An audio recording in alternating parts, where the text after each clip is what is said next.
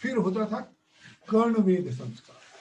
कर्णवेद संस्कार कहने को तो ऐसे लगता है कि सौंदर्य में वृद्धि करेगा, ऐसे देखने में लगता है कि सुंदरता में, क्योंकि वहां आभूषण भी डाले जा सकते हैं कर्ण को। और आभूषण डालने के पीछे एक लॉजिक था कि छेद परसिस्ट करते रहें, बने रहें, उसके लिए महिला और पुरुष दोनों ही कोई ना कोई आभूषण पहन लिया करते थे। लेकिन इसका बेसिक्स फंडामेंटल क्या था? जब हम, आपको याद होगा हमारे टीचर पहले के टाइम में, आज के टीचर तो पता नहीं सजा देते हैं कि नहीं देते हैं, पहले के टाइम में टीचर जब सजा देते थे तो कान पकड़ के खड़े रहने की सजा देते। बेसिकली ये दोनों है ना हमारे ब्रेन के स्टीयरिंग्स हैं। आप नहाने के बाद में 2-4-5 मिनट यदि आप अपने कानों को थोड़ा सा रब करेंगे तो आपका ब्रेन जो है सेंट्रली फोकस हो जाएगा। ये श्रवण शक्ति में विकास होता था, प्लस इसके पीछे 2 लॉब्स होते हैं, कानों के पीछे जो दो लॉब्स होते थे जिनके अंदर में तरल पदार्थ होता है, तो वो ब्रेन को बैलेंस करने का काम करता है। It works as the balancing of the brain. तो श्रवण शक्ति भी विकसित होती थी और ब्रेन को भी फोकस करने में सहायता मिलती थी। ये बालक के 3 या 5वें वर्ष में किया जाने वाला संस्कार था। ये 8 वर्ष से 16 वर्ष के मध्य किया जाने वाला संस्कार था।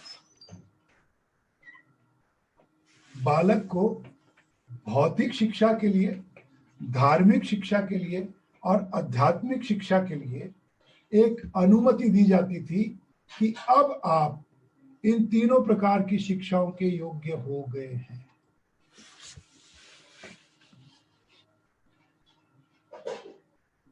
हमारे यहाँ कहावत थी, जन्मो जायते शूद्र, जन्म से सभी शूद्र होते हैं, लेकिन जिस दिन उसका उपनयन होता है उस दिन उसका दूसरा जन्म आरंभ होता था और उसे क्या मिल जाता था? द्विज की उपाधि। द्विज यानी ब्राह्मण भी होता है, द्विज यानी ब्राह्मण, और द्विज यानी दूसरा जन्म आरंभ हो। 3 तरीके की शिक्षाएं मिला करती थी। पहली थी भौतिक सुख सुविधाओं का उपभोग कितना करना है, कैसे करना है। दूसरा, धार्मिक रीति रिवाज क्या क्या है, कौन कौन से यज्ञ किए जाते हैं, कौन कौन सी पूजा प्रकार होती है। आपको पता है हमारे यहाँ पूजा में 3 प्रकार से पूजा, पंचोपचार पूजा, दशोपचार पूजा, षोडशोपचार। यानी ईश्वर को करने के लिए 5 सामग्री प्रयोग की जाती है तो उसे कहते हैं पंचोपचार। ईश्वर को प्रसन्न करने के लिए 10 सामग्री यदि अर्पित की जाती है, दैट इज कॉल्ड दशोपचार पूजा। और ईश्वर को प्रसन्न करने के लिए 16 प्रकार की वस्तुओं का प्रयोग किया जाता है तो वो षोडशोपचार। अध्यात्म का सीधा सीधा अर्थ था आत्मा का अध्ययन करना। वो चाहे आंख बंद करके करे, चाहे शास्त्र पढ़ के करे, चाहे पूजा विधि से करे, चाहे भौतिक शिक्षा के माध्यम से करे, कैसे भी करे, लेकिन बिना अध्यात्म के सब चीजें अधूरी थी। फिर उसके बाद में उसे वेदारंभ करना पड़ता था।